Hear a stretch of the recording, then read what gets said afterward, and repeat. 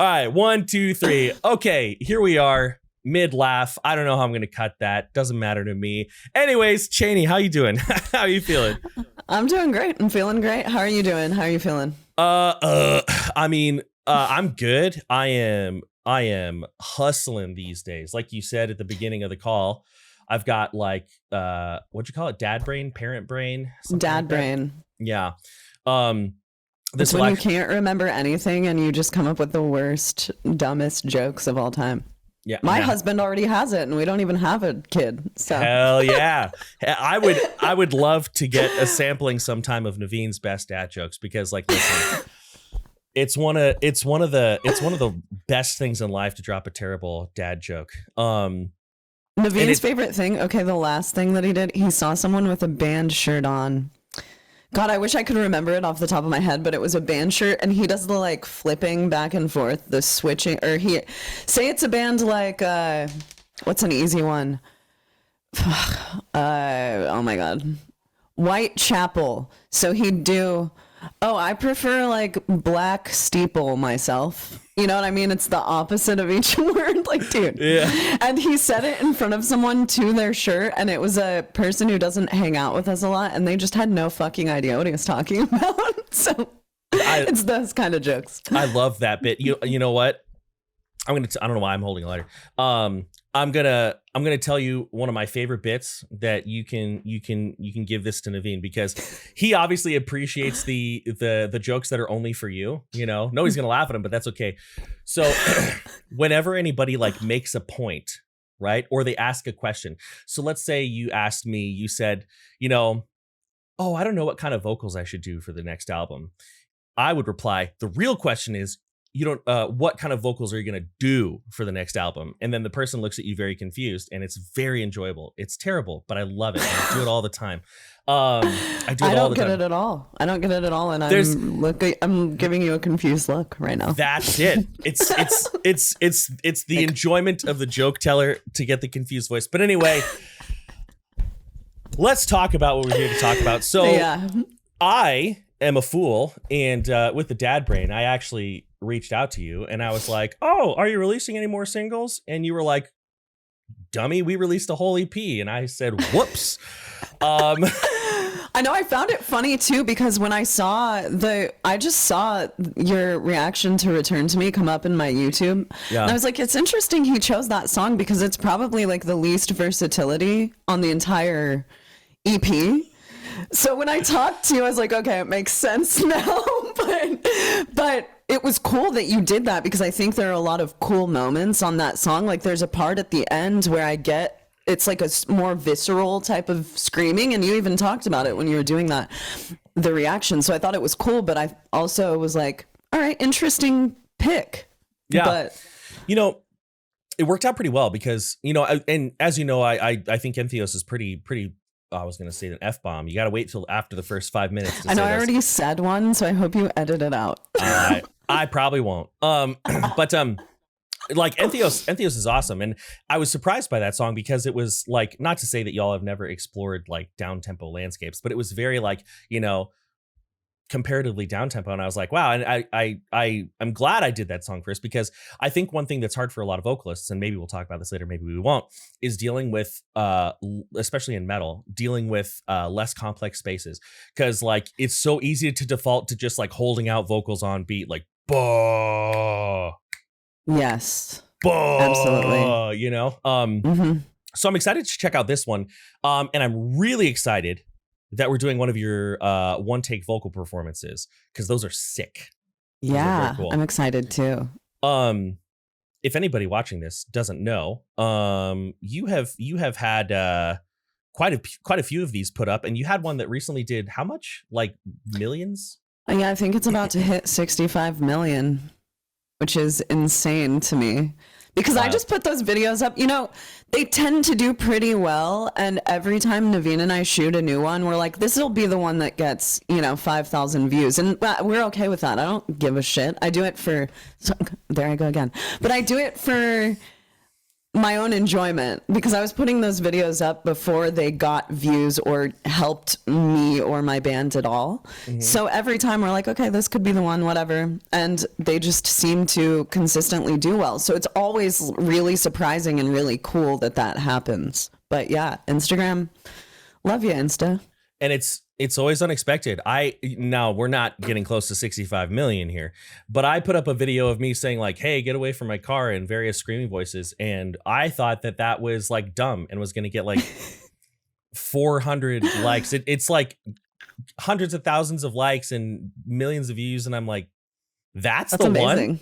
That's the one. Like, okay. It was probably super low effort as well, just to like do that, you know? No, literally, I was walking into my kitchen to get a snack, and like that's an exercise I do with my students, and I was just feeling goofy, and I did it, and I was like, I might as well film myself. Like literally, it was an afterthought of a thing, and people liked it. But let's go ahead and let's get into this. I'm very excited because, like I said, this I'm assuming is a little bit of a juxtaposition from the song I previously did, but is there anything you want to tell me about this before we jump in? Like certain things you're like vocally proud of, certain things to expect, concepts, themes, or as always, am I going to go into this super blind?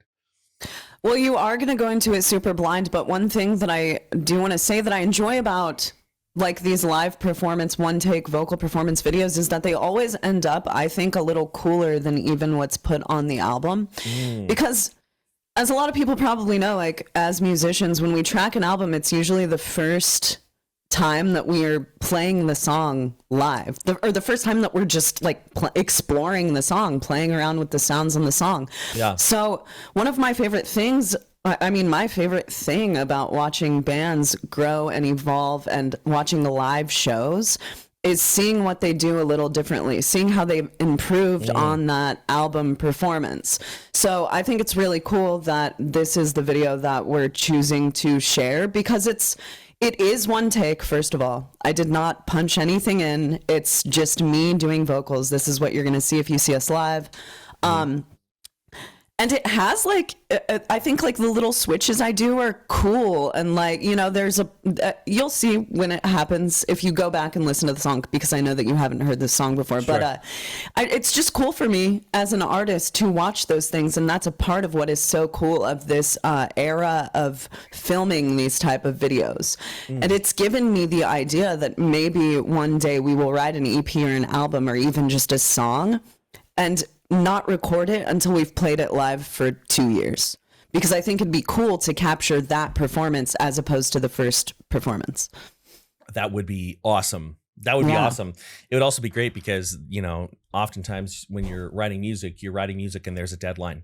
Yeah, I'm on doing that right now. What? Like, no. Yeah. We missed our first deadline. We sent Metal Blade the oops, sorry email. And we missed it. But anyway, all right, let's just go ahead and let's get into it. I'm really excited for anybody watching. Entheos, Chaney Crabb, all for nothing, one take. And we're not even gonna do the YouTube pause. Let's just push play and go. Let's do it. Let's Bam. Go.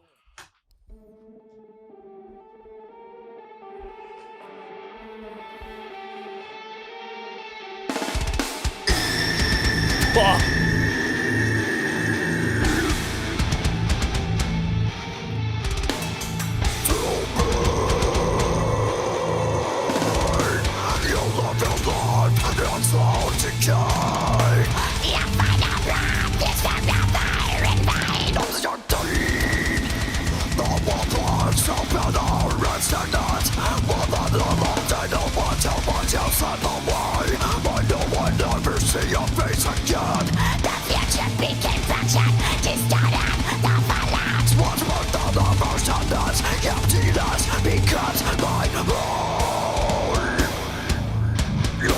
Okay, there's a pause. I probably paused at the worst spot, but that's a good part. You know, you want to know the truth is one thing I've learned is that if I pause right before like the breakdown or whatever that people are looking for, even if it's by accident, it increases content interaction because people are like, no, you paused there. So now if I can tell something's gonna happen, I pause there just to get those comments. That's smart. So I have like a bunch of things I want to ask you about here vocally. And I'm thinking about you know what, let's talk about those pig squeals, I would call them, right? Pig squeals, I don't know what to call them because I don't know how people actually do pig squeals. I think that it might be an inhale that they do. They can. Okay. So for me, I think of pig squeal as a term describing a sound versus like one technique, like a tunnel scream. Like you can tunnel all sorts of, well, not really that way, but you can tunnel all sorts of different ways. And there are bands that do like really awesome like pig squeal inhales. I'm curious about how you're doing yours, because normally with pig squeals, what we're doing is we're finding some sort of vocal overtone and we're like cranking into that space. Yeah. A lot of times people will do them either in or out with their tongue like curled up. Is like, what position is your tongue in when you're doing those squeals? Because they sound crisp. Thank you. Yes, it's a tongue pressed to the top of the mouth. So it's like an... So my tongue's up there pushing into the top of the mouth. It's an exhale vocal. And I'm just making that sound. Yeah. Pushing it. Is your tongue like in a blade shape or is it pressed kind of flat? It's like this. So this is the roof of my mouth. My tongue is like... Interesting.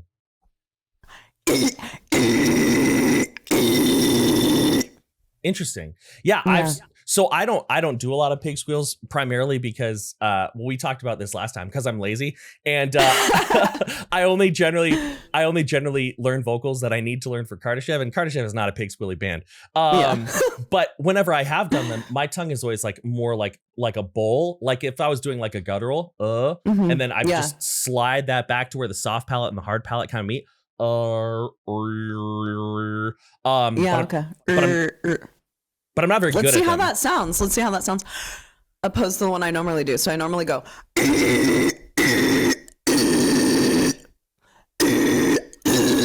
I guess there are different ways you can do it. There are tons of different ways. They're different. So I guess there are different. It makes a little bit different of a sound depending on where I'm pushing with my tongue on the roof of my mouth. Exactly. Like, have you ever listened to much like overtone singing that that you can find on the YouTubes? I don't know. I mean, no. So I don't look it up. Okay, so you should look up overtone singing. I'm not an expert in this, and I can't do it very well. But basically, it's when people, and oftentimes it's either you can find it with like various types of throat singing, or like people like there are videos of like people from like the 70s like sitting on porches in Appalachia doing like overtone singing, and it's when what they're doing is they're doing various like metal vocal positions, but they're doing their clean voice through it, and you can I'll try it. You can create these cool tones. You can like okay, yeah. So I've seen it for sure. Absolutely, that's really cool. I love that sound. I wish I was a lot better at it, but a lot of times when we're doing pig squeals, what we're doing is we are using the same. Well, this hand's covered up by the videos. We're using the same like overtone positions that you would get in a metal vocal, and then we are instead of doing a clean vocal through it, we're doing a metal vocal through it, because any vocal sound we make is a stack of frequencies, right? And we can kind of isolate those, which is really cool. How long did it take you to get to the point where they were so like just pristine? Because most people I talk to who have worked on like any sort of squealy sound, like it took a lot of trial and error over a long period of time. It didn't actually take me very long. It's just something that I was like, I should try to emulate that a little bit. And I worked on it for maybe a day or two to get it to like, but I mean, is it really fair coming from a point where I know how to do vocals already? It was just kind of like something I was adding because I thought it would be funny, honestly, because Naveen listens to so much slam. But I'm like, okay, I'll just do it to be funny. So I imitate those vocals a lot. I don't put a ton of them on recording. I think that this song actually only has one on the recording, but I think that it's really fun to throw those in live. It's just, if you're going into kind of like a breakdown section or a little break, or sometimes I like to spin them on the back of my like a held out low, or you'll see there's a part further in the chorus where I like try to add it into really short notes. So yeah, it didn't take me very long to really figure it out, but I think that over time it just becomes, the more I practice it, the more crisp and clean it becomes. Sure. That makes a lot of sense. And that is crazy. You're like, it took me like a day, You know, and you're right. I mean, you had been doing vocals for a while. I actually want to listen to this intro again, because it's really cool. And I don't think any of the viewers will mind because this is all about vocal education. But I want to listen to it again because I'm really interested in your transitions, low to high, low to, you know, these different transitions you're making. That's one of the things that's very difficult for a lot of people to do. So let's listen to it again. And I'm going to put my focus there. You know, we started with that big pig squeal and I was just like, oh, okay, dang. And that's what I was like, zeroed in. Totally. Let's check it out.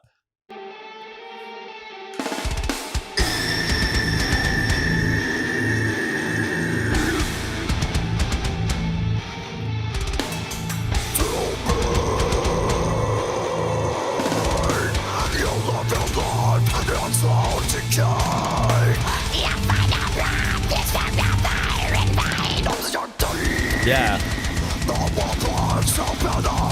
Like that transition you do where like, because there are different ways that we can transition vocals, obviously. There's like, there's the way that I would say is easier, which is where you have time to take a breath and then you just have these two vocal postures really memorized. But then there is where you just slide right from like a low into a high. Like you did that right there. And it was really interesting too, because like the way that you were placing it sounded different as well. But talk to me about like those transitions. Like what do they feel like? How difficult were they to nail down? Is it something that comes naturally? Is there any sort of warm up you have to do? Just any types of those, anything like that? Yeah, so they did not come naturally. It was something that I had to work on for a really long time because, like, I might have talked about this the last time that I was on. Randy Blythe was one of my very, very early inspirations. One thing that I found so fascinating about his voice was that he could really do that. He can fluctuate back and forth between, highs, lows, mids, whatever. Yeah. I find that a lot of people do not do it in that way. Like a lot of people write it, so here's a high part, here's a low part, here's a mid-range part. I like to mix those things up. So it was something that I set out to learn really early on in doing vocals. The way that I think about it is like where I'm placing it in my throat, where it's coming from, like right here as it enters into my mouth. So that is the visual like thing that I am thinking of when I'm switching between pitches. So a low is coming from the bottom. A high, I'm pushing a little more up into my nasal area. Mids, I'm just visualizing them coming from the middle of my throat. So I agree with you, like the easiest way to do it, and you can see me take a huge breath before I do a high in that section. The easiest way to do it is a huge breath and having that mental time to switch. But when I'm not having that time to take that mental thing, I'm literally visualizing it happening. So here, I'm gonna put on my cute little thing that my little vocal technique thing that I made for this. So are you hearing the verb? I am hearing the verb. I am hearing the verb. So this is me visualizing it coming from the bottom of my throat to the top. So I'm like,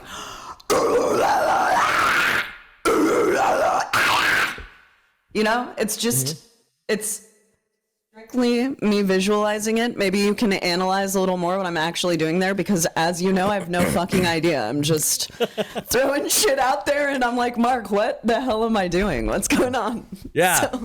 So well, I mean, and one thing, so you do it almost the exact same way that I do. The difference is that you and I do our lows kind of differently. But you're staying in the false chord world. And one of the things that is the easiest to do when we're transitioning vocals is to just keep using the same style, right? So, you know, sometimes I'll have students who they do like these like epiglottal, like arytenoidal lows, and then these really crispy fry highs. And they're like, I can't link them together. And I'm like, you can, it's just going to be, it's going to be tough. Right. Yeah. But when we're working with, especially false chord too, false chord is there's a reason it's my favorite, and it's because it is so malleable when you get it down. Right. And that's not to say it's like better than fry. That's a question that comes up. Which one's better? And I'm like, it's not really about better, but, so explain that to me one more time. I know you did last time. Fry is the one that's a little quieter, right? It's the quiet, it's whisper screaming. Is that what it is? No, so I wouldn't call it whisper screaming. So fry is actually an interesting term because it has really changed and molded over the years. And it's really at this point come to describe a certain sound of scream. And in my opinion, it's a term that's a little bit dicey. I don't think there's like a really good descriptor of fry screams out there, but generally, when people are talking about fry screams, what they're talking about is a scream that comes from some sort of compression of the upper airway, right? And that generally will create a sort of TV staticky. It'll create a like really crisp, clean distortion. Like, so a lot of your screams and a lot of my screams, they're very chunky. They're very like, right. They don't have that, like, you know, TV staticky sound. They can be very, very loud. They can be extremely loud. Conventional wisdom for a long time, or conjecture, maybe I should say, was that a fry scream came directly from the vocal folds. And over time, we've learned that that's not always true. But part of the reason I think that the term is slippery is because the way that I do my lows, and I've actually seen myself under a scope. I'll see myself under a scope again, and like, I don't remember when exactly, but eventually. But I've seen myself under a scope, and when I do my lows, like these, like those types of things, the tissues above my vocal cords, they are closed, really, really closed. And my epiglottis is tilted back, which is like a little trap door that covers your airway when you swallow. And all of it is rattling. So if we're talking that a fry scream is a scream that condenses the, like that holds back the air by constricting the airway, then that would be technically a fry scream. But like, I wouldn't call that a fry scream at all. You know what I mean? Yeah. Well, so it seems to me that those screams kind of come more just from thinking of what I do, what I employ. It seems like those are the screams that feel like they come a little more from the throat area rather than the diaphragm. Like most of the screaming that I do feels like it comes from my diaphragm. Whereas like what you're talking about, I think I also do that, but I think that it's something that I rely on when I'm doing like super quick passages where I can't get a lot of air. And where I feel it coming from is right here. Does that make sense? Like it all makes sense. Yeah. As opposed to. Yeah, it totally makes sense. It totally makes sense. As for me, I've spent a lot of time making sure that I feel most of my screams I'm having to like flip my perspective here. I feel most of my screams no lower than like the back of my tongue. So even if I do like a, that feels like it's right in the back of my mouth. That I've done for a long time. I remember there was like a certain point in my life where I switched to primarily doing the style of vocal that I do. And it was because I listened to a lot of hardcore. And I remember specifically Jonathan Vigil, The Ghost Inside, because I was trying to make my vocals like be loud and have like that hardcore impact. So I remember once I started trying to like copy Jonathan's vocals is when I feel like I switched over to the style to like where my vocals come from now. Yeah. And I think that's kind of interesting because it's like I don't know what techniques hardcore vocalists use most of the time, but it seems to be different than what a lot of like my death metal more technique driven friends will use. Sure. Yeah. You know, it's a really interesting thing you're bringing up because a lot of the time, you know, I've really come to think of terms like false chord and fry as ways to describe ingredients versus final dishes. Like I've really kind of come to the point, like if you watch my videos from way back when I started, you know, my views have kind of changed since then. All the stuff is basically factually the same. But for me, I think of false chord and fry as like ingredients. So for example, like if I was to do like a really loose kind of death metal-y false chord like this, you know, like that, just like, which is basically it's like sighing and I'm just curling my tongue a little bit to make it sound deeper. That is a loose, very airy. I can't hold on to that air very long at all, but that's not a bug, that's a feature, right? Yet at the same time, if I go, you know, hey, what's going on, guys? That also is a false chord scream that has pitch in it. They sound very, very different, but they have similar ingredients, but the dish you're pulling out of the oven is really different. And so for me, I think that's why, you know, as somebody who doesn't do a lot of fry, I actually think it's really interesting Because, you know, there's your fry that there is some fry that's really quiet. That's like really quiet. And like, you know, you record it and you get your compressor and you get your exciter on there and you really boost them. And then there are other fry screams, which, you know, they'll be more like, you know, like that's like when I do it, there's like some fry feeling in it, which is like that TV staticiness. But even for me as well, like there's a feeling that is distinctly not false chord in there. Like no question, but there's also false chordy flop going on. So it's like really a mixture of things. And so I'd be willing to bet if you got under a scope as well, we'd see a lot of false chord stuff, but we'd also find some spots where you're sort of, you know, taking like the black and white dichotomy and making it a little gray, if you know what I mean. Yeah, absolutely. I agree with that. And that is something that I find fascinating about a lot of like new vocalists nowadays is that, and I don't know if this is just a product of the era that we're in, because I find this with bands, period. Like they come out and they want to specifically define themselves. I'm a fry vocalist. That's what I do. I'm in a deathcore band. That's what we do. And I find that to be really fascinating because I never like have, you know, I've never in my life been like, I'm this kind of vocalist and that's what I'm doing. Because I think that can prevent you from trying to expand your palette in a lot of ways, which I find to be one of the most important parts of artistry. Like I'm not, you know, whatever you're saying I use, I'm not only... That's not like what I'm trying to label myself as a vocalist. I love learning new things about vocals, and I think it's really important to add all of these things to your palette so that when the time comes, you can employ that thing. Like there is a different technique that I'm doing if I'm super sick and I'm feeling like my highs aren't coming through in the way I normally do them. So I'm going to have to experiment with this shit and get it out in a different way. So I think that I find it fascinating that people do label themselves to being one specific thing as an artist, because I think that can be a hindrance in some ways.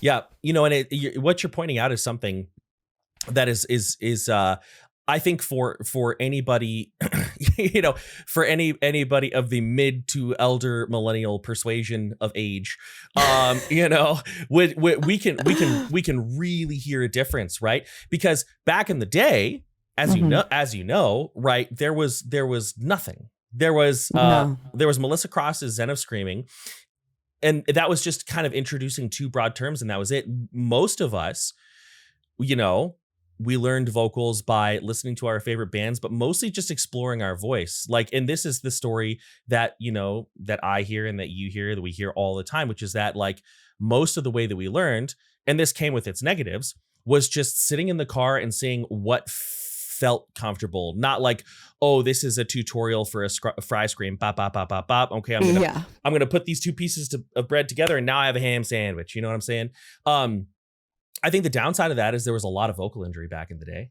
Totally. And there are a lot of vocalists who like I looked up to, and then I would see them live and I'm just like, this is not working. Whatever is going on, it's not working. Yeah, there was a ton of inconsistency. And so I think that today in some ways it's better because like I think there's a lot more knowledge of like vocal safety and vocal health. But one thing I will say, and I'm going to risk sounding like an angry boomer here, and I promise I'm not, but there are some bands, I feel like this is more common now, where if you gave me just the stems, so the vocal stems, so there was no mix, there was nothing, and I played like 5 different vocalists, I think there are times where I'd be like, that's 5 different people? I thought that was one. You know what I'm saying? That's exactly what I was going to point out, is that I think that, yes, you're totally right about all of the aspects of knowing more about vocal health, knowing more about what we're doing, being able to pinpoint that, but it's definitely homogenizing vocals. I did that experiment. I literally went, I'm not going to say what genre this was in. I went and listened to 20 different bands from the same genre.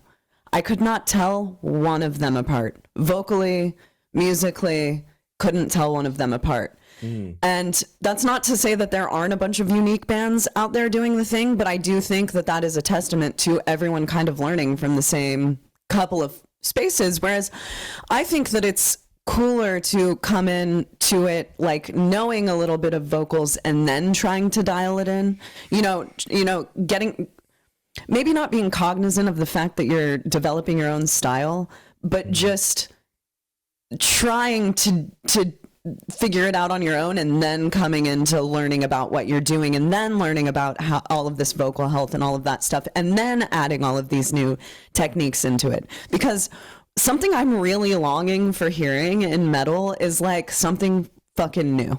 Like I just really want to hear something new, Like I want to hear a voice, and I want to know that's the person screaming. And I feel that way there are vocalists I feel that way with. I feel that way with you. I feel that way with Joe from Fit for an Autopsy. Like I feel like I'm Phil Bozeman, fantastic example.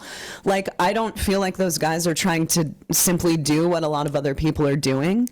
And I am interested to see where the like vocal Olympics thing goes in the long run. Hopefully it starts to branch out and we see more like unique things. But yeah, I'm not against it. It's just a fascinating result of the internet. Well, I think that, like you're saying, I'm interested to see where it goes. And I think sometimes people get grumpy. They're like, oh, it's just vocal Olympics. And I'm like, true. But I think it's very important because like oftentimes whenever we think about an art form, like it has to sort of, bulge and then burst. And like, I think right now, like, well, and like, think about it. What's one of the, like, I don't know if they're like one of the biggest, but what's a band that's been blowing up over the past couple of years? Sanguisugabogg.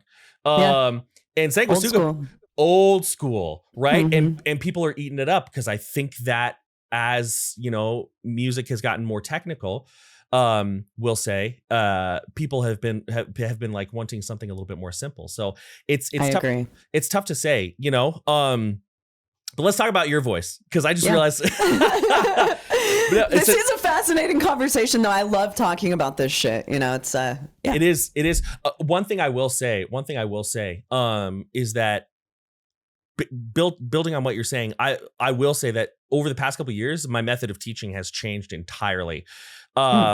These days now, when I get a student, if they're more established, if they've been doing vocals for a while, it's a little different. Because I don't want to like deconstruct their entire technique unless we have to. But when I get newbies, they'll be like, oh, I really want to learn false chords. And I'm like, we'll see. Because let's see where your voice is. Yeah. And then we'll decide what you need to learn. Exactly. Like so many people want to find their voice and sound like uniquely them, but they are also in their brain dedicated to learning one specific type of scream. And I'm like, well, your voice has a specific resonance to it. You have a natural timbre to your voice. The way you speak has a certain cadence, like right. Somebody's voice might be very naturally resonant. So a lot of my work with beginners is I'll teach them like just a basic grunt here or there. And then it's a lot of exploratory, like, let's just see what your voice wants to do. Let me guide you as we poke and prod safely and efficiently. Right. But anyway, absolutely. I was going to say something about this and then I forgot. So let's just listen to more songs. How about that? Fuck it. Here we go.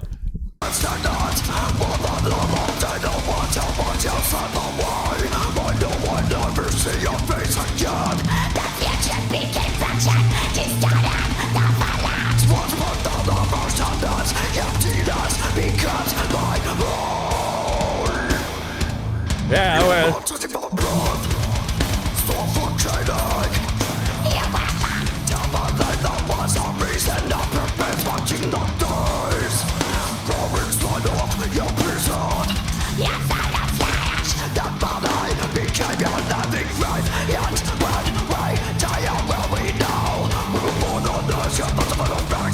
Nice. That's a perfect example of how not to write boring vocal lines, right? Because here's what you were doing. You were doing something that is tried and true, very, very strong, right? Which is that you've got your beat and you're like, ba, ba, ba, ba, ba, ba, ba, right? And that's awesome. And then right when it starts to like get comfortable, right when your ear starts to get comfortable with that pattern, dub, dub, dub, dub, these little gallops in there, up, like speed up, slow down, speed up, slow down. It's a very like, in my mind, that's like a very like hip hop approach to vocals, because there's like a lot of And I don't really follow hip hop and rap super closely, although, which is kind of weird because whenever it's on, I'm like, dang, like this is sick. You know what I mean? But you know, there's a lot of like playing around with the beat and so throwing in those little gallops, I think, is something that is smart. Now, one thing that I think you're doing that makes, and this is part of the reason why, because I've seen your one takes before, what part of the reason I wanted to do this is that you telegraph your screams with your face so much, right? and it's awesome because it's such a good educational tool, right? You're very focused in, you're very like you're in the zone. It's like you're not focused because you're like, oh, don't mess this up. You're focused because you're like, you know, like flow state, right? Yeah. But one thing that I think everybody should think about moving forward, and we're gonna talk about it here, is the shape of your mouth when you do these vocals, right? A lot of time, not all the time, when you're doing your lows, it's almost like you're like very like aggressively like eating food. And that's actually something that I work with my students on all the time. I'm like I'll ask them what their favorite food is because it doesn't matter, but it gets them a little distracted. And so I'll be like, what's your favorite food? And they'll be like, I don't have one. And then I make fun of them a little bit. And then, you know, we do this exercise that's really stupid and we both feel dumb, but we do this like, nom nom nom nom nom, like, so you take a big, yeah, exactly. I do that. I do it. And the reason that sounds so cool, is because you have this large cavity in your mouth, right? That is opening and closing very quickly. And so it causes the scream to have this very dynamic sound, right? We're not just getting like the same, like, you know, stack of frequencies the whole way through. We're closing on them, opening on them, right? And it's really, really neat. Is that like a conscious decision of how you approach your vocals or lows, or is it just like, that's just what I do? Nah, dude, if it was a conscious decision, I'd look cooler while I was doing it. I'd be like, if it was a conscious decision, I wouldn't really move my face around that much. You know what I mean? Like, that would be me conscious. I have no idea until I watch a video of myself afterwards. I'm like, yep, I did it again. Can't get myself out of looking like that. No, you look awesome. Like, Thank you. Like that's the thing. Well, it doesn't make for very sick live photos a lot of the time. Because I see them and I'm like, fuck, they couldn't have just gotten a picture of me when I was between doing vocals. Instead, it's let's get her right at this crazy moment when she looks like she's gobbling down a Thanksgiving dinner or whatever. Yeah. We played Euroblast recently, and you know, you get the photos from people and you can buy the ones you want, you know how it goes. And there were definitely some where I was like, bleh, you know, because I'm like doing a low and I'm like it makes it look like I have this terrible technique where I like tuck my chin, and I don't. I was just in the middle of a movement, and so like I literally look like in some of the pictures, like, it's not the photographer's fault. It's just, you know, because they hold the button, it just takes 1,000 shots, right? Yeah. But it literally looked like I was like Chris Farley talking about Down by the River. And I was like, Down by the River. And I was like, oh my God. No, but like, to be clear, the food analogy is just a way of describing the mouth movement. You don't actually look like you're eating. You look like. Oh, no, I do. You look. I've said this about your. It looks like this. It looks like. You know, it's always like. All of my pictures look like. Or like. You look it's always either the worst thing.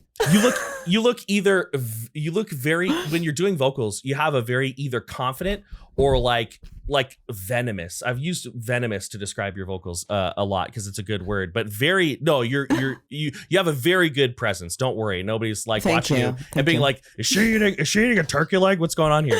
Yeah. Well, at least they know I'm into it. There's no question of, is she, I can't tell if she's into this performance or not. It's like, I'm there, dialed in. You don't get 600 million some odd views from being a bad performer. I'll tell you that.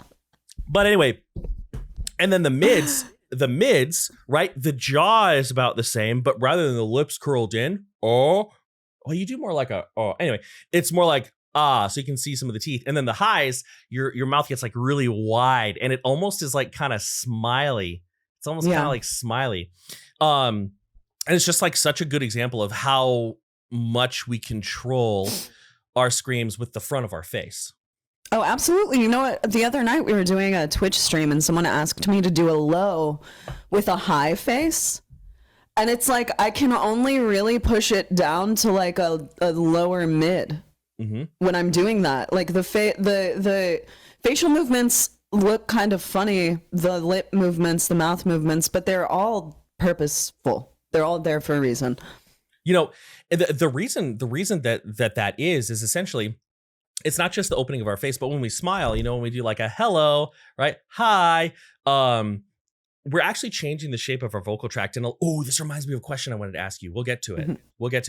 But one thing we're doing with a lot of high vocals is we're creating the same vocal tract shape that we utilize with twang, right? So like, for example, if I was to sing like, you know, hello, my baby, hello, my darling, hello, my ragtime gal, right? That's sort of one of the things that's really good for learning high vocals is doing like this sort of force, like Mandark from Dexter's Laboratory, because this sound is coming from twang, which is basically a narrowing of the top of the funnel that leads to your vocal cords. You got these two cartilage called the arytenoid cartilages, and they'll like kind of tilt in a little bit, right? Your tongue tends to raise as well. And so, you know, if I take this and I just do like I try to do a false chord mid grunt through it, but I do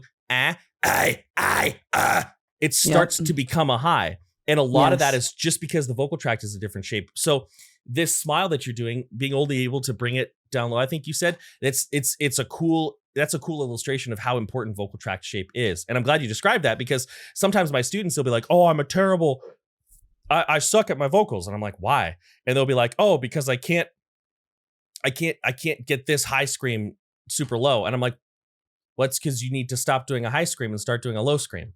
Yeah, totally. I mean? But it is something that's really hard to figure out when you start doing vocals. Like, I think that I touched on this last time, that when I first started doing vocals, the most natural thing to me was to do a high. You know, some people would say that's because I'm a woman. Some people may think it's otherwise, but I think it's just because that's the mouth shape that I was doing for a long time.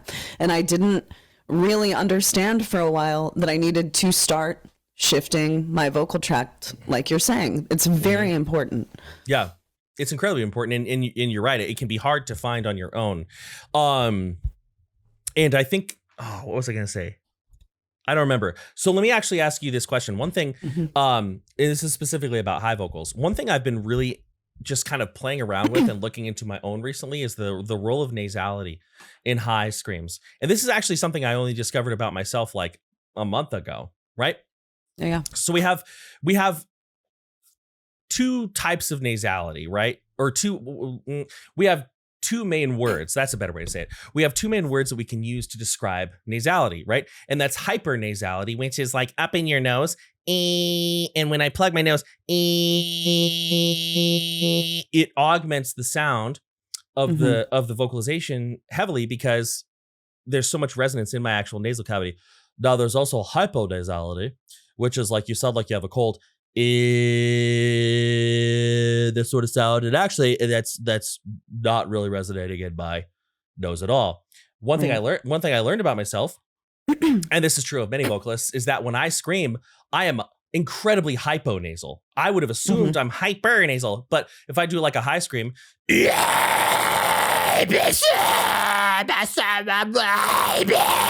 I'm like, there's no nasal resonance at all, which I was actually a little bit surprised about. Absolutely. When you do your high screams, do you feel like you're hyponasal or do you feel like you're hypernasal? I just talking about it with you right now, I believe that I'm hyponasal. Let's look.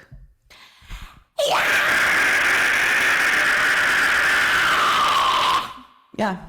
Has nothing to do with that. And that's also something that I want to say with that is that when I have a sinus infection, my highs are very commonly not affected.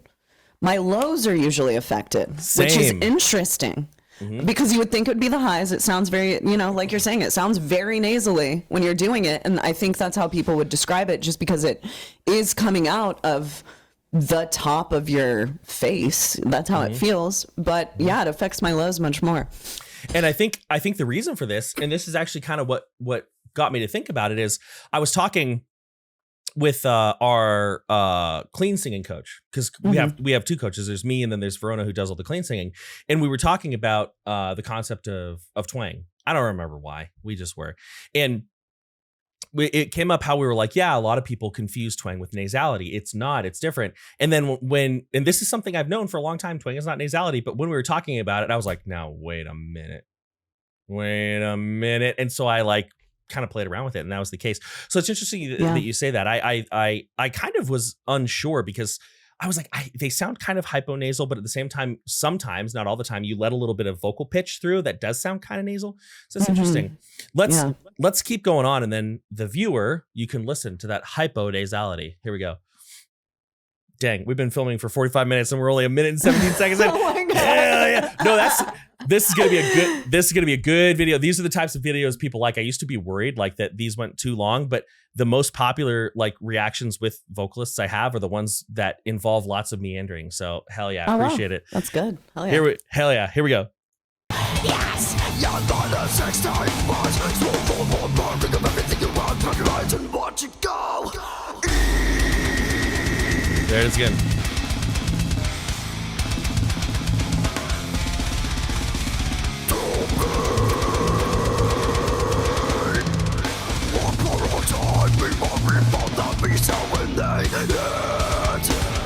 Is it all for nothing? The fading light will not bitterness of dark. I am for more, for less, for my eyes of control the face of Yeah, I'm hearing, I can't remember if you said it before we started recording or after, but you talked about how there are a lot more dynamics vocally in this song than the previous one I reacted to.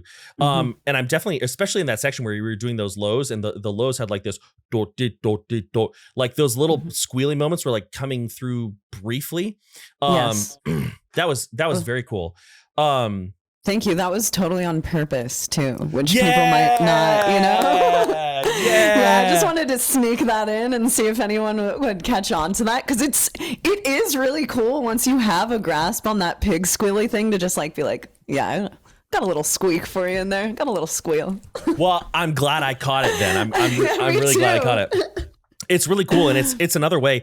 And this is, I think, that's sort of like maybe not the antithesis, but maybe perhaps the balance to vocal acrobatics is, rather than, because some vocalists, and again, this is not bad. When I talk about vocal acrobatics, I tend to attract like one of two type of person. People who are like, yeah, deathcore vocal acrobatics are so dumb. And I'm like, well, I don't know about that. Yeah. Or people who are like deathcore or vocal acrobatics are the only true type of metal vocal. I'm like, I don't know about that. That's definitely not true. Yeah. But this is an example of a really good way to create interesting dynamic vocals while still staying in the same vocal, right? Because a lot of people, they would, okay, well, I'm going to do a high, or I'm going to do like this really blatant, very like in your face tunnel. Whereas with you were just like little timbre changes, little shifts in placement, right? I'm interested in when you're doing your lows specifically, this may cross over to your mids, because I said, we do our lows pretty differently. Maybe there is some crossover here, especially from what I heard in that section. When you are doing your lower screams, do you feel, and I'll tell you this, I do, because sometimes I say this and people, they want to say no because they think that this is not what you should feel, and this is okay when done properly. I feel a pretty strong squeeze right under my jaw. So like this is my jaw, like where my jaw curves, right under here. I feel like my actual space where my vocal cords live, that's quite relaxed. But here I feel like a squeeze at the top. If you do a really deep low, or I guess just one of your standard lows, do you feel any sort of squeeze in the upper throat here or no? Yeah, I do. Let me, just so that I don't feel like I'm making things up. Sure. Let me just do it. Sure. Yep. Okay. For sure. It's coming right there. Okay. So let me ask you this. Are you able to do a Kermit the Frog voice? Hey, hi ho, everybody. Kermit the Frog here.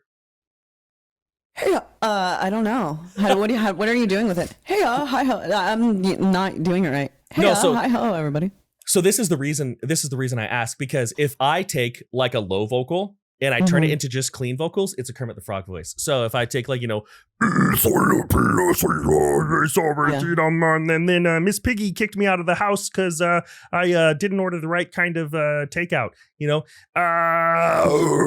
I have that sensation. So a lot of times when I teach people like really deep lows, like we learn how to talk like Kermit the Frog or like the orcs from Warcraft, work, more work. Yeah. Like that sort of thing.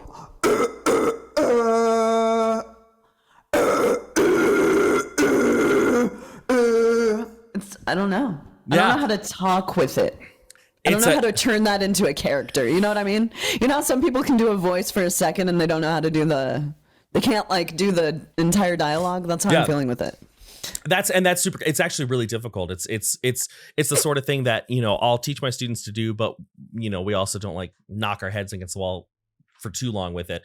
Right. But this is a really good example of how there are all sorts of different ways that we can constrict the tissues above the vocal cords to create sound. And it's one of the things I've become extremely interested in because, for the longest time, the consensus was no tension, no squeeze, no, you have to be fully relaxed. And like at the same time, I think we all kind of knew that wasn't fully true with harsh vocals that are like on the pitchless side. Even when I do a high vocal, I feel a pretty strong amount of pressure up. Again, the space around my vocal folds is relaxed, but like if I was to use my vocal cords, it would sound like somebody's like chugging me. But because my vocal cords are out of the mix, there's no pain. There's Yeah, absolutely. Same. I feel the same sensations you're describing that you feel. Yeah. Yeah. It'd be interesting to see the way you constrict versus the way I constrict. You know what I mean? Yeah, it would. Absolutely. One thing that I have had the question of, and maybe this is like a little too nerdy, I don't know, but if part of the difference in the vocal, the sound of vocalists has to do with the diameter of the top of the vocal tract. So there's something called the AP diameter, anterior posterior diameter, which is like basically how much space is there from the front to the back, right? Because somebody with like a smaller distance might not have to close those tissues as intensely. Whereas somebody with a larger distance may have to close them more intensely. I have no idea because here's the thing. I'm not a scientist. I'm an educator. And so like sometimes people are like, oh, like they'll ask me like sciencey questions. And I'm like, no, like, listen, I just like get the science from up top and then I relay it to you. So I don't have an answer with that. But maybe if like I was to get scoped and you were to get scoped, that would be a thing. And I'm just riffing at this point, so maybe I should. No, totally. That would be fascinating too, because I think you're totally right. I think that most people, like I'll talk to, vocalists that I know, and we're doing different things, but we're achieving similar pitches. So that is what's so fascinating about all of this stuff. You're in the charismatic voice. That's going to be really fascinating to see I can't remember who all's involved or whatever, but to see how different people are employing parts of their biology, because I agree with you. I feel like there's a lot that we still, I'm not an educator. I have no fucking idea, but I feel like there's a lot that we still really do not know about metal vocals. So a lot of the time when we're talking about it, like, that's why I don't give lessons, because I can sit here and I can look at someone and I can see them scream if they scream for me, and I can tell them what to alter a little bit. But a lot of it is biological stuff that I can't really visually see. I can only imagine what it looks like and look at a chart and say, yeah, I do think that I'm doing this for sure. There are a lot of things that I can't like completely pinpoint, and I can't see what you're doing because I can't feel it. That's why it's so hard to teach this to me, as opposed to like, press down this note on the guitar, press down that one. This is how you, it's a much more, vague, it's more abstract. Yes, it is. That's one of the, I will tell you, that's one of the most challenging things about teaching is, relaying an abstract concept in a way that your student is going to understand, and knowing that student enough, like, you don't like know your students like deeply as a person, right? Because it's vocal lessons. It's not like therapy or something. But you have to understand them enough to understand what concepts are going to make sense, and how to make concepts make sense. And it's never frustrating, but there are definitely some vocal lessons I've given, and I like this. I like kind of get like a high from it. Like it's like the puzzle of when I have a student and I'm really struggling to get them to get a concept. For me, when that happens, it's not them. It's like, oh, why can't they get this? It's okay. Like, what's the solution to making this make sense? And I have come up with some wacky solutions that like totally worked. I've come up with some, like one of the more recent ones was now I said I've come up with some wacky ones. Oh, I had one student who they were really struggling with placement, really struggling with placement because they didn't have a lot of sensation. Some people just don't have a lot of sensation. Like when I do like an when I do that, I get a ton of vibration in my maxilla, like this bone right here. But they were like, I can't feel anything. So what we did is we did this for like a lot of lessons. Every time, no exceptions, when they did a low scream, they touched like either their, like it was their top lip. When they did a mid scream, they touched their cheekbone. And when they did a high scream, they touched the bridge of their nose. And that, now, like, listen, I don't know if there's like science behind this teaching method, but in this one very anecdotal example, it worked. And then eventually we stopped using these cues and moved away. And that sort of played the part, it like was a stand-in, weirdest stuff. That's fascinating though, and that is just a testament to everyone. You know, we can look at how people do things all day, we can watch tutorials all day and learn all this stuff, but at the end of the day, a lot of vocalizing is like learning about your body and learning where to push yourself and where your screams sound comfortable, not where my screams sound comfortable or feel comfortable. It's a lot of just like learning about yourself. I've even noticed when I was like helping people out with screaming, sometimes it's just a mental thing where you just need to get the hell out of your own way. Like some people can't even get past that aspect of being a vocalist, and that's what's preventing them from doing all these things. So it's like, yeah, everyone's so different. You know, one of the best teaching methods I've ever learned, and I used to not like to do this because I thought students would get mad, but it's actually great, is like the midway distraction. So if any of my students are watching this and I haven't told you about this, this is a little look behind the curtain. What I'll do is halfway through the lesson, I will purposefully go off on a tangent or get distracted and get off on some topic that's not even about metal vocals, right? So like, you know, if it were like, if we were in a vocal lesson, I guess this would be vocals because I'm picking something from the room, but I'd be like, oh man, Winds of Plague on that 2008 shit. Huh? And then we'd, you know, talk about like, oh yeah, early 2000s. What a weird time. Remember back before smartphones were, and then we come back to it. And, you know, to them, like we just went off on a tangent, but to me, I've like scrubbed their brain. I'm like, get all that stuff out of there. And usually when we come back from a strategic distraction, I'm not going to say they go from, you know, like brand new vocalist to Phil Bozeman, but usually they're able to interact with their bodies a little bit better. Yes. So anyway, I'm going off on tangents now. Let's listen to more of this. Absolutely true though. Yeah, let's listen. Let's listen to more of this song. Here we go.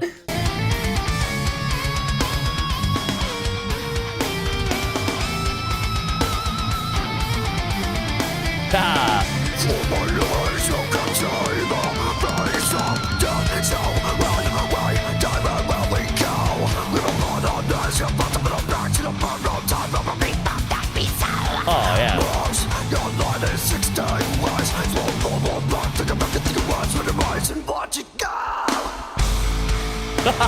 Distance, mind, chaos, I cannot fight. And in the end, is it all for nothing? I make amends. Player becomes my bird. And in the end, is it all for nothing? Yo, I'm listening to that again. Hold on a second. Everybody hold on a second. I'm going back. I think about here. Here we go. my distant mind. Chaos I cannot fight, and in the end is it all for nothing? I make amends, prayer becomes my burn, and in the end is it all for nothing? So this might sound crazy, but not the way that you were screaming, but the notes you were choosing. Like you summoned your inner like what's the singer of Korn's name? Jonathan Davies. Yeah. Ba ba da ba ba ba. Right, like you didn't sound like him, but the notes that you were choosing and the way that you did that vocal composition, where you'd be in one spot right there, you know, it really. I don't sound like him at all, but it was super cool. Thank you. I know exactly what you mean, and I think that probably something that contributed to that is how obsessed I was with the Queen of the Damned soundtrack. There are a lot of parts of that like stem from that. Like it doesn't sound exactly like it. It's not one for one of anything off of Queen of the Damned, but it reminds me of that a lot. Yeah, and what a good soundtrack that was. How many people, I mean, this is true for me, but how many people out there do you think learned about Deftones from that? Probably so many. And a good thing they did. Yeah. Yeah, so really, really interesting pitch vocals here. I'm like, it's really cool how you had like this high, bright sound, and then you would pitch down into like this very aggressive, like grunty sound, but still maintain the distortion. And one thing that I really like about this, and I'm going to say it, and it might sound bad, but it doesn't, you'll understand what I mean, is it's messy. It's messy. I love that. It's you feel like you're on a train and you're like, damn, this could go on off the fucking tracks at any moment, but it doesn't. It's like almost like I'm kind of waiting for it to do that, and it's dangerous a little bit. Yeah, it's dangerous. Yeah, like not literally in technical, it could be, but yeah, it has a very dangerous sound. And I because a lot of times people do pitch screams and they take a musical sound and then put grit on it. But what you've done is you've taken a very, I almost said you've taken a metal scream and done just enough to make it sound musical. And other vocalists that I actually feel like I don't hear this approach to pitch screams very much. Although I will say people on my channel are probably sick of me talking about Black Tongue, but Alex Tayan from Black Tongue hits this sound as well, and it's some of my favorite pitch screams because they're messy, they're gurgly, they're just focused enough to get the point across, and I think that's really quite cool. When have you? Because it has been a little while since I listened to y'all's backlog. One of the downsides of your entire career being in metal is at the end of the day, people are like, "Oh, what metal albums are you listening to?" And you're like, silence. Yeah, none of them. None of them. Not even one. So I do go on. Lately, I've been on like a very like down tempo, like bands like Amun Ra and stuff kind of vibe. But is this a pitch scream? Have you really done it? Like, I know you've done pitch screams before, of course, but have you done it like in this way, this delivery before? And I'm an idiot. This is a little different than other stuff that I do, because the song that you reacted to a couple of weeks ago, I do pitch screaming in that. It's not the same kind of pitch screaming. That one here, let me turn on my nifty thing. So the song you reacted to is a little more like, do you hear them? And this one is, I make amends. So they're coming from two different areas, if you will. Sure. The other one is a little more focused in lows, and this one's a little more focused in like an open mouth, pushing the visual thing. I'm visualizing it being a little higher. It's a little more open. The other one's a little more closed-mouthed, and the other one I think sounds a little more like, I would compare it to like Gojira and stuff like that. This one I think is a little more, it like lands a little more in the rock spectrum. It reminds me a little more of like what Chester Bennington would do, that kind of like and I'm putting almost like way less power behind this one as well. And that's something that I have to actively do live, and that's been a thing in adding all of this pitch screaming and adding singing. My singing is very subdued compared to my super energetic screaming.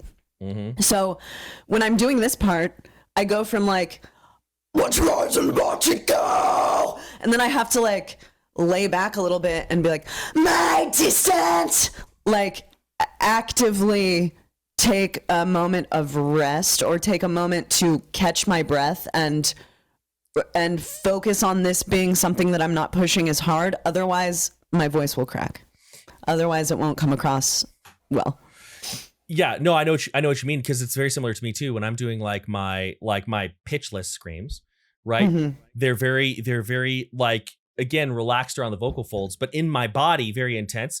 But if I'm doing like, my like really like big like kind of like black metal-y pitch screams, it's much more, I have to get into a place of relaxation, right, in my whole body. So it'd be like something like, yeah, I was a pilgrim, like I have to be, it sounds super aggressive, but I have to be, I literally will like kind of like sort of sink into my stance a little bit, because it's like, if you push on these too hard, they're not going to work. So I know exactly the sensation that you're talking about.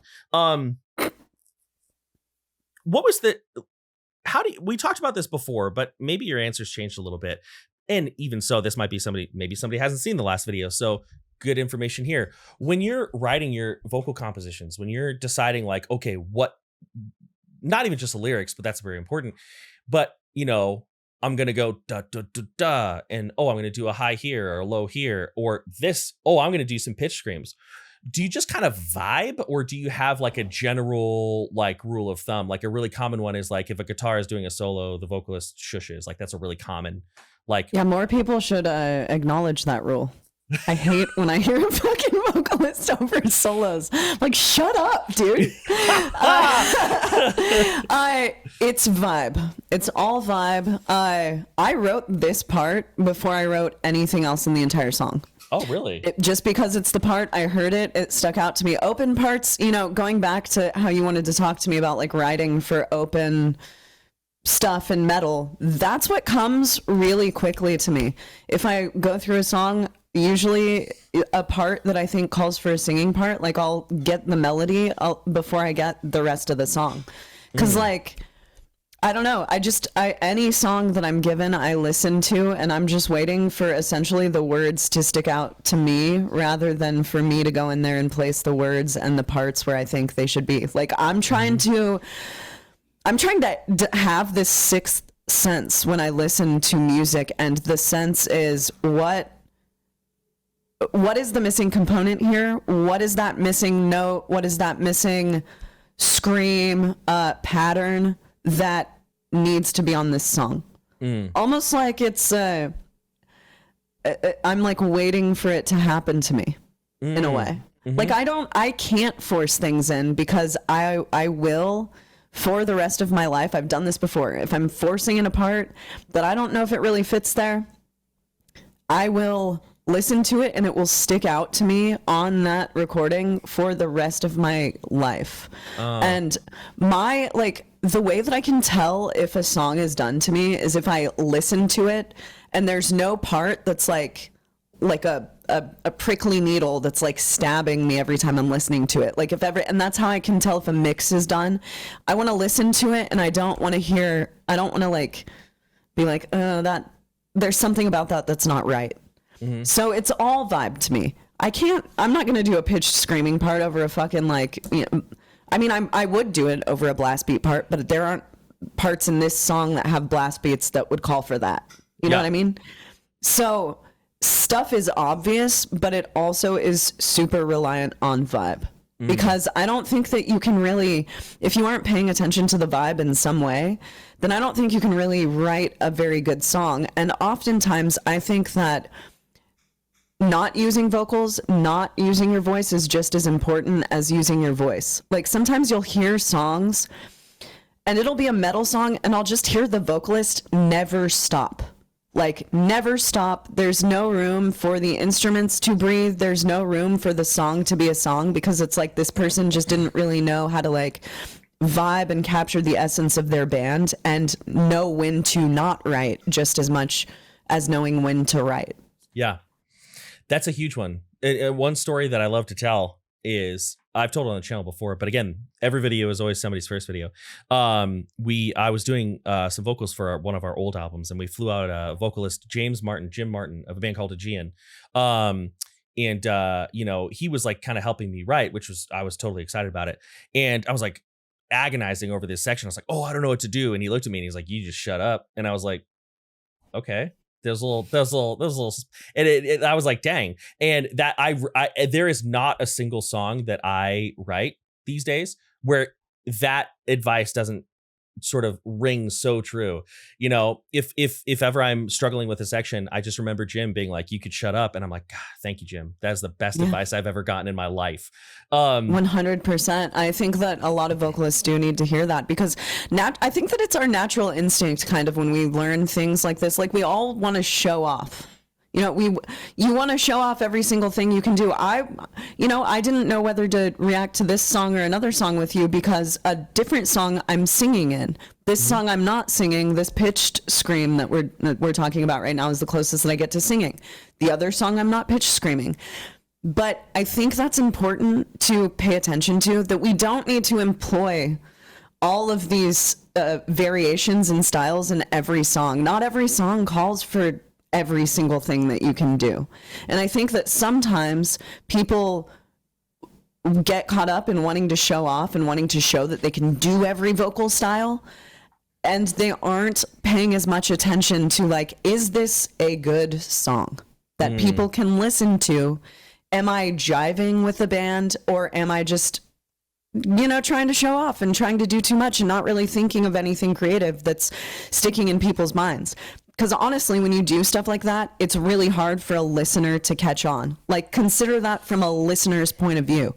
If it's just ma ma ma ma ma ma ma ma ma ma ma ma ma ma ma ma ma ma ma, you lost me, dude. I can't. There's nothing for me to latch on to in there. And you really want to deliver that when you're writing a song. You really want to give people something to latch on to. I think that I 100% agree with you. And I think that oftentimes when vocalists say exactly what you're saying, the common counter is, well, what about Black Dahlia Murder?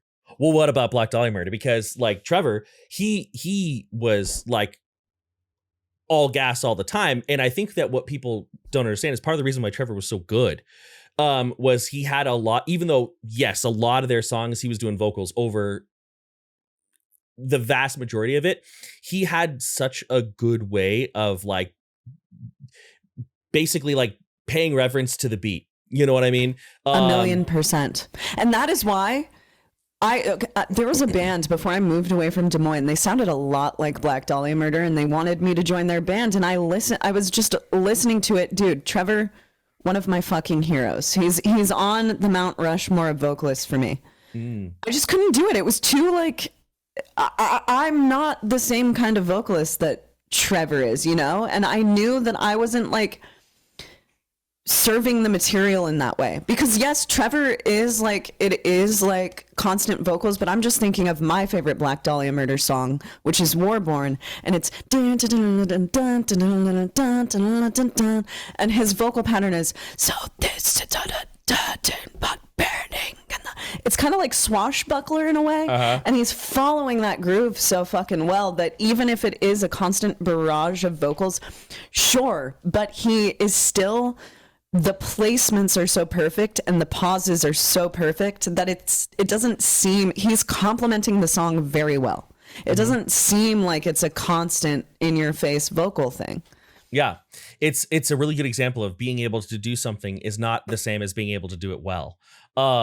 You know, 100%. They're very serious things. One thing that I am so thankful of is that so far nobody's trying to do or trying to make their own, like the Travis Ryan crazy goblin-y singing thing, because I feel like Like if I was to describe his like, you know, yeah, alone, you're like that sort of thing. If I was to describe it, people would be like, that sounds terrible. And I'd be like, yes, but it's amazing. And so I'm so glad that nobody else is trying to do that, because I'm just like, that's like his thing, you know? And I feel like if they were, I'd frown. When I was listening to it, I'd be like, dude, you can't do that.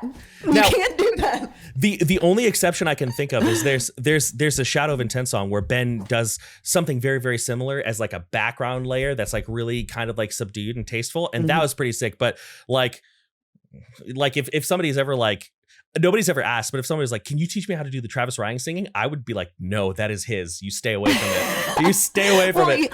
You can learn to do things like that, but I think that maybe it should come with an also embracing your own voice, like in a different timbre. Like, don't try to do that thing specifically. It's been done. We want to hear something. And if you do it, then a lot of people are going to be like, all right, here's the fucking Travis Ryan part. Yeah. You know, we want it to be your part. We want it to be the Chad Daniels part or whatever, whoever you are. We want it to be your thing. Listen. So have a cool singing thing, but make it Chad's. If there's a Chad Daniels watching this and you've been wondering if you should be a vocalist, that is your sign from the universe that you should be a vocalist. All right, let's finish this song out here, and then because I've taken a lot of your time. And actually, we were talking about writing on a deadline. I have a song for a different project that is due today, and I started today. So good luck, dude. We'll see how it goes. All right, here we go. Had all for nothing. The fading light with the brotherless of dark light. The void forever. Yet in my eyes you can say the voice of the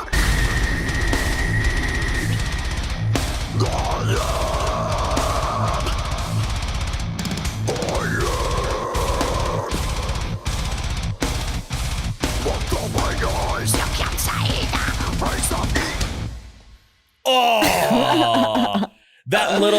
that quick like at the end. So I love ever since Veil of Maya, ever since Veil of Maya released It's Not Safe to Swim Today, like 15 years ago, and that song just goes doo-doo. I've just been in love with songs that just go bump and they're done. And that was so sick. What a cool, there's just like a little croak like and that was awesome. What a great yeah, thank you. Yeah, what a great way to end the song. But there's some stuff we could talk about there, but we've kind of already talked about a lot of it. And again, we're almost at an hour and a half. Holy cow. So with that being said, I think I'm glad that we did that one, because that one feels like you said, it didn't really have any like traditional singing in it, but it does feel like kind of an opposite side of the coin to the recent reaction I did. So that was pretty sick. But very cool song. I haven't watched many of the other one takes other than the little clips on Instagram, but you were saying, I usually feel like the last one I uploaded was one of the best, and I think that was pretty solid. Thanks, man. Anything else that you want to point out or ask or say about your performance or your voice in general? Because if this is anybody's first time hearing you or Entheos, they're probably like, what the heck? That was crazy. I mean, no, all that I want to say is just that, stuff that we've touched on already. It's like, I really enjoy vocalists who kind of like push into their own thing and do their own thing and don't sound like other people and can, Travis, Johnny Davey, no one fucking sounds like these people. And Phil, Joe, I think that there should be a lot more emphasis. If you are a vocalist out there, try to emphasize that. Try to lean into the things about you that are different. Don't think that that's bad, and try to iron it out, because that's a fantastic part of your personality that we want to see in music. We want bands to sound different. It's okay to like be not following like the path that's already been laid before you. It's okay to do that, and it's okay to embrace who you are as an artist and to embrace something different, and just fucking experiment, dude. experiment. Don't think that there's just one way to do anything, because there's not, as we've, touched on throughout this entire episode, or whatever you call it. I'm going to put out a challenge. Okay. It's going to be learn vocals like it's 2005. That's the name of the challenge. And so here we go. If there's anybody out there that wants to learn, this is me being a terrible salesman. If there's anybody out there who wants to learn metal vocals and you haven't started yet, here's my challenge for you. I would love for this to happen. It probably won't. Learn vocals like it's 2005. And by this, I mean, you only get to listen to metal music. No vocal tutorials. No harsh vocal communities, no vocal coaching. So don't reach out to me if you're like, oh, I want to learn metal vocals. If you're the person who's going to take this challenge, no, do not give me your money. 2005, just trial and error, listening to your favorite bands and only doing stuff that feels comfortable, not doing anything that hurts, because that would probably give you what you're looking for.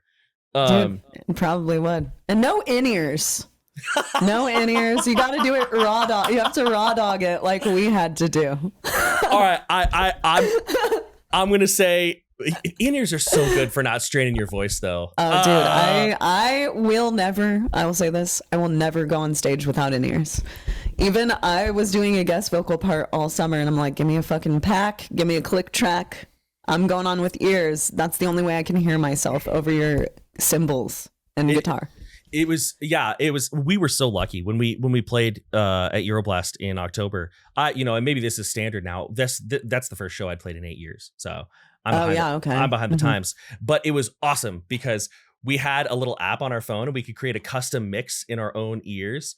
Oh, maybe that's standard now, but that wasn't standard. Is it? Oh, see, that wasn't a thing. That wasn't a thing when we were playing back then, or if it was, we just didn't have access to it. So I probably looked like an idiot to everybody else around me, being like, "Whoa, you can do this!" But I was like, "Give me clicks, give me myself." Definitely don't need to hear that. You know what I mean? Oh, it's gorgeous. It's the best thing ever. That literally, we'll practice for like 4 days before we tour, and those 4 days are spent up and down, and then when you get to a venue, it's different. So at sound check, I'm on my phone, up and down. This sounds different. Yeah, it's in-ears.